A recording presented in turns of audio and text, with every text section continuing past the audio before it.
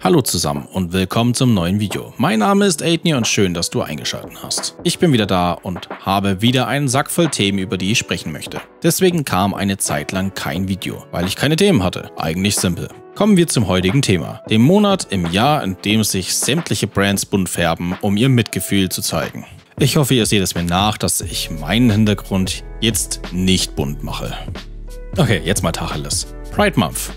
Was ist das eigentlich? Bevor wir uns die Frage stellen, ob es den Pride Month braucht, sollten wir erst einmal sicherstellen, dass jeder hier einen Plan davon hat, was das eigentlich für einen Hintergrund hat. Seinen Ursprung hatte der Pride Month im Christopher Street Day, bei dem Demonstrationen und Paraden im Juni in New York stattgefunden haben. 1969 fingen diese an und zu diesen Zeiten wurden Homosexuelle und Transmenschen noch als geisteskrank abgestempelt und dafür sogar ins Gefängnis gesteckt. Dieses Bild war auch in Deutschland zu dieser Zeit zugegen. Dort gab es die Stonewall Inn, welche eine Gay-Bar war, in der sich viele Lesben, Transmenschen, Homosexuelle und so weiter trafen. Im Jahr 1969 haben sich die Leute aus der Gegend angefangen, gegen die Polizei zu wehren und daraus entwickelte sich der Christopher Street Day. Der Pride Month soll den Leuten, die sich noch nicht geoutet haben oder auch denen, die sich geoutet haben, Mut machen. Mut zu machen, stolz darauf zu sein, wer sie sind. Es soll signalisieren, dass es viele verschiedene Möglichkeiten gibt, zu lieben und zu leben. Es soll vor allem zeigen, dass man stolz sein kann auf das, wie man ist. Deswegen finden gerade im Juni viele LGBTQ, manchmal auch mit einem Plus, Veranstaltungen statt, um dem Thema Aufmerksamkeit zu geben. Jetzt kennen wir den Ursprung und die Bedeutung des Pride Months. Jetzt die Frage,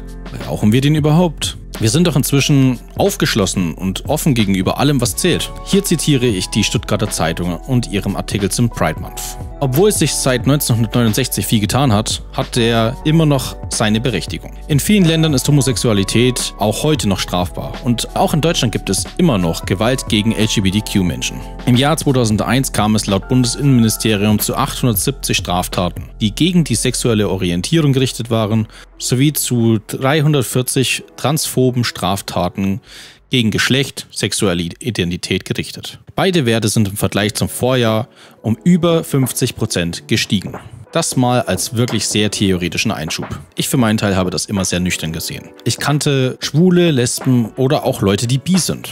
Und um ehrlich zu sein, waren das alles für mich normale Menschen. Ich akzeptiere das für mich, aber da fängt die Tücke an. Ich habe gemerkt, du kannst zwar ein aufgeschlossener Mensch sein, aber das gilt eben nicht für andere. Daher muss man darauf aufmerksam machen. Dann habe ich mir gedacht, warum muss man eigentlich extra einen Monat danach benennen, wenn man doch eigentlich das ganze Jahr darauf aufmerksam machen müsste. Aber da liegt der Teufel im Menschen. Leider können wir Dauerbeschuss mit einem und demselben Thema nicht lange standhalten. Egal ob Rettungsschirm für die Griechen, Klimaschutz, Pandemie oder Ukraine-Krise. Die Menschen haben es schnell satt, über ein und dasselbe Thema aufmerksam gemacht zu werden. Viele sagen sich vielleicht, es ist doch dann irgendwann ausdiskutiert oder ähnliches. Wenn es euch aufgefallen ist, all diese Themen waren irgendwo negativ und konfrontieren uns auch in gewisser Weise mit einer Teilschuld. Niemand hat gerne Schuld. Und wenn man merkt, dass sich in einem dringenden Thema absolut nichts tut und man dazu noch kontinuierlich damit genervt wird, dann ist das nicht förderlich für den Gedanken, sondern eher schädlich. Daher ist ein expliziter Monat dafür, neben der seichten Kampagne, die ja sowieso durch das Jahr hindurch immer wieder gefahren wird, die ideale Möglichkeit, um nochmal darauf aufmerksam zu machen. Klar kann man jetzt den Firmen vorwerfen, dass sie ja nur für ihr Image, ihr Logo bunt färben, aber man kann auch einfach mal froh sein, dass es in diesem Monat extra Bemühungen gibt, die Bewegung weiterzubringen. Denn wie ihr aus dem Zitat der Stuttgarter Zeitung gemerkt habt, gibt es immer noch viele unaufgeklärte oder vielleicht auch einfach engstirnige Menschen, die keinen Bock haben, Menschen der LGBTQ-Plus-Bewegung zu akzeptieren. Daher lautet mein Fazit recht klar und deutlich, ja, es braucht den Pride Month. Noch.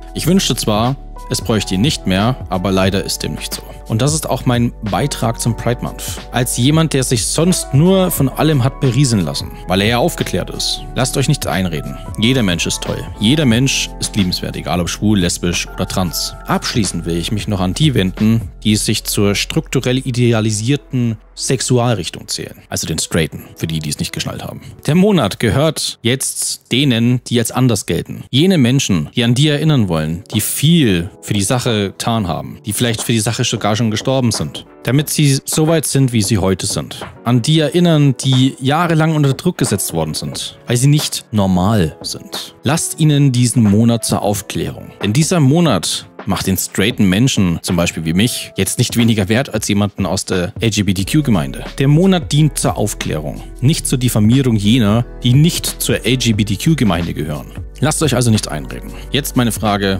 was haltet ihr vom Pride Month? Ist er euch wichtig? Engagiert ihr euch? Oder lasst ihr euch einfach nur berieseln? Oder nervt er euch inzwischen schon von Tag 1 an? Lasst es mich in den Kommentaren wissen und gebt dem Video gerne eine dramatische Bewertung. Bis dahin wünsche ich euch noch was. Tschüss, ciao, euer Aethnir. Wenn man merkt, dass es sich um ein dringendes Thema und wenn man merkt, dass sich in einem dringenden Thema... Oh, Alter, ich kann nicht lesen. Und das ist auch mein Beitrag. Und das ist auch mein Beitrag.